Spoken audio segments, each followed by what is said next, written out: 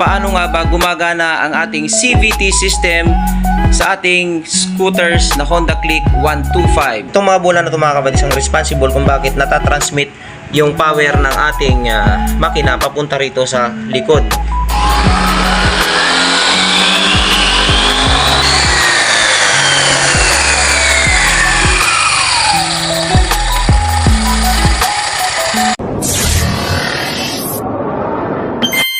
Good day mga kabadis, welcome back sa ating YouTube channel, and for today's video, panibagong kaalaman na naman ang ating matututunan sa ating panibagong video today. And for today's video, pag-uusapan natin kung paano nga ba gumagana ang ating CVT system sa ating scooters na Honda Click 125. Ituturo ko sa inyo kung paano siya nagtatransmit ng power yung ating makina papunta dito sa ating torque drive at papunta sa ating gulong para tumakbo yung ating scooter. Una, ito yung ating makina. Ayan, nandito. Ngayon, itong shafting na to ay nakakonekta doon sa crankshaft ng ating unit. Alright? Pag umandar yung ating makina, pag wala yung ating front pulley, ito, freewheeling lang ito. Ngayon, ang power ng ating makina ay naandito lang siya shafting. Ngayon, para matransmit yung power ng ating makina papunta rito sa gulong ng ating unit, from there sa power ng makina papunta dito sa shafting, ito nakakabit yung ating pinion. Ayan, itong pinion na to mga kabadis ng ating pulley, yan yung kinakabitan naman nitong ating side, isang bahagi ng pulley na ito. Sa bahagi ng pulley na to mga kabadis, meron siyang mga bola. Ito, ayan, ito, yan. Itong mga bola na ito mga kabadis ang responsible kung bakit natatransmit yung power ng ating makina papunta rito sa likod, sa ating torque drive. So, ganito siya. Ngayon, itong bola na yan mga kabadis, meron yang backplate. Itong backplate na ito yan nakalagay sa likod ng ating pulley. Right, so nakaganyan lang dito. Ilalagay natin siya, ganyan. Alright. Ngayon, nakaganyan yan doon sa likod ng pulley. Ito namang kanyang kapartner, nakakabit yan dito sa kabilang side ng pulley. Alright. Nakaganito siya mga kabadis. Ayan. Ngayon, naka-partner yan at nakalagay doon. Ngayon, yung power ng ating makina mga kabadis na nandito sa pinion shaft na ito, ayan, nakakabit ito dito. Itong backplate na to, saka itong pulley na to, nag-i-slide dito sa pinion kapag halimbawa gumagana na yung ating makina. Ngayon, para matransmit siya mga kabadis, ang mangyayari, itong mga roller weights na to, mag-i-slide ito dito sa loob. Ayan. Mag-i-slide dito. Yan. Aangat yan pag ganyan. Yan. Habang umiikot itong ating pulley. Tapos, itutulak naman niya itong ating backplate na ito. Ayan. Kasi naka-cover yan dyan.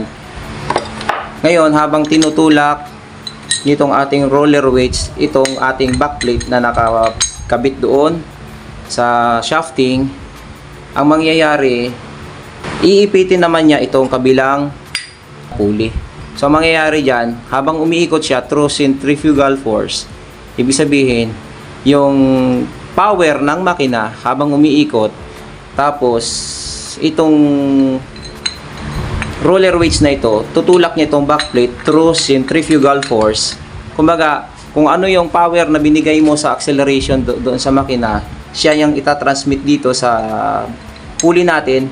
Tapos ang mangyayari dito sa pulley natin mga kabadis ay pagdidikitin niya ito, itong backplate na ito, yung pulley na to, tapos yung belt na nakalagay dito, unti-unti siyang aangat pag ganyan, iipitin niya habang tumatakbo. Ngayon, itatransmit naman niya yung power ng makina papunta naman dito sa torque drive.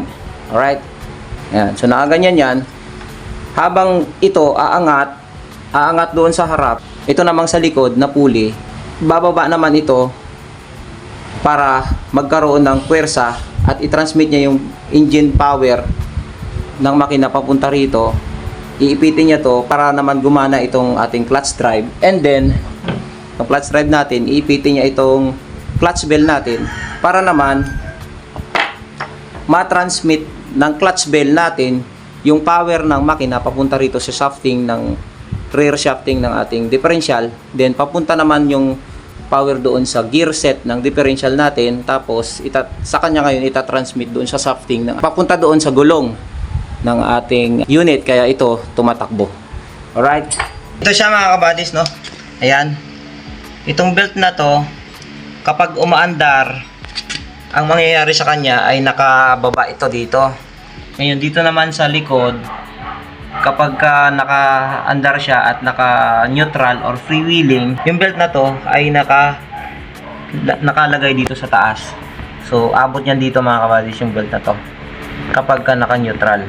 Ngayon, kapag siya naman ay tumatakbo base dun sa piga ng ating silinyador or yung bigay natin ng torque sa ating makina, yung power or torque ng makina ay natatransmit niya dito sa pulley, papunta naman dito sa belt, tatawid yan dito, papunta dito sa ating clutch drive o torque drive, para i-transmit naman ng clutch drive at torque drive yung ating torque or power ng makina dito sa ating clutch bell. Then, matatransmit ngayon dito sa shafting ng ating differential, papunta naman dito sa ating gear set. Then, may shafting naman yung ating differential, papunta roon sa ating mag wheels. Ito, ayan, papunta dito, sinakabit rito. Ngayon, matatransfer ngayon sa mags at papunta naman sa gulong para ma-achieve natin or para gumana or para tumakbo yung ating unit. Okay? Titingnan natin yung konsepto niya mga kabadis, no? I-start lang muna natin to.